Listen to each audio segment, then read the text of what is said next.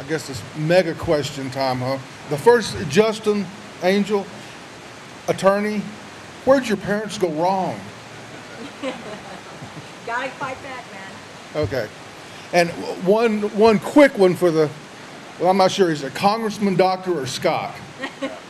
Scott? Good, okay. Scott, what I want to know is the problem that I see is that this country, and I've been involved in politics since I voted for George Wallace in '68. Well, never mind. I see that the country is so polarized. I don't see how we're ever going to return to what the majority of the people in here remember. I mean, most people here are older. You know, I look back to the 50s when I grew up, and I literally thank the Lord at least once a week for having blessed me with being born in the 50s in the South. And I don't see that there's any hope because of the polarization. I mean, the Nancy Pelosi's of the world, the Barney Franks of the world, the John Kerrys, those people are never going to change. This polarization is just going to escalate. It's going to get worse and worse and worse. And I'd like to know what your position is. See, the solution that I see, and you're kind of with the bad guys on this one, is for Tennessee specifically to start acting like the sovereign state that it is and tell the federal government to take a long hike off a short pier. Now, I am encouraged to some extent because there are some states that are doing things like declaring that gold and silver are legal tender. Kansas, I don't know if you saw this yesterday, but the Attorney General of Kansas told Eric Holder to go pound sand with him telling Kansas that their recent law about, you know, not allowing the federal, I like federals, because that's what Confederates called the North during the war, the recent unpleasantness.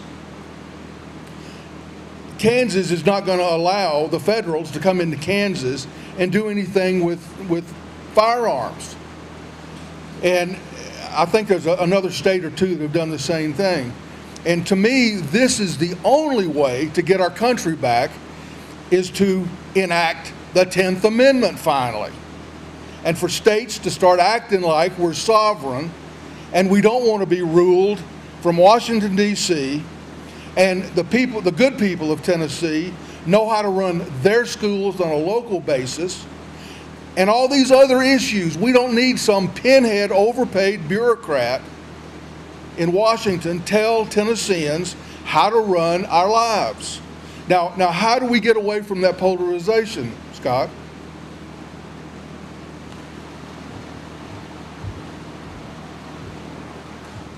I think that what we're going to see is more and more involvement with states' rights as we move forward, as we go further and further in debt.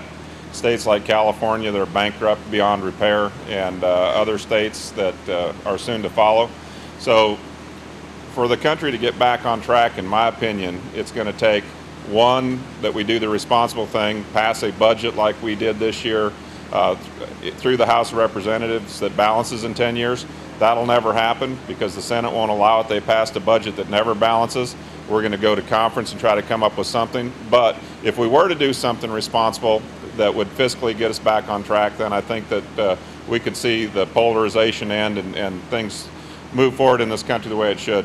Second thing that I think can and will happen sooner than later is that the country is going to go bankrupt. And what's that going to cause?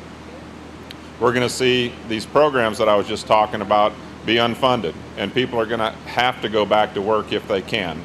A lot of people right now are not working because they're not being made to work. And all the freebies and the benefits that have been handed out by this administration and the past are going to go away by necessity. And that's the harder way to do it. It's going to be hard if we pass a budget that balances as quickly as I said. I don't know that it'll happen, but we got to do something. The harder way is to see basically a downgrade or a collapse of this country, much like what happened in the Soviet Union. None of us want that. I'm not advocating that. But it's going to probably take something that extreme to wake this place up across the nation. People are going to continue to take as long as it's given to them. We're out of money, folks. We're broke. We're going further and further in debt. And the third thing that we absolutely don't want to see would be a major conflict, a world war type thing that would shake things up around here to the point that people operate more responsibly. So none of those sound very good. The first one would certainly be the best way that we actually act and behave responsibly. I don't know. I'm not seeing it right now in Washington, but I hope that we see it soon.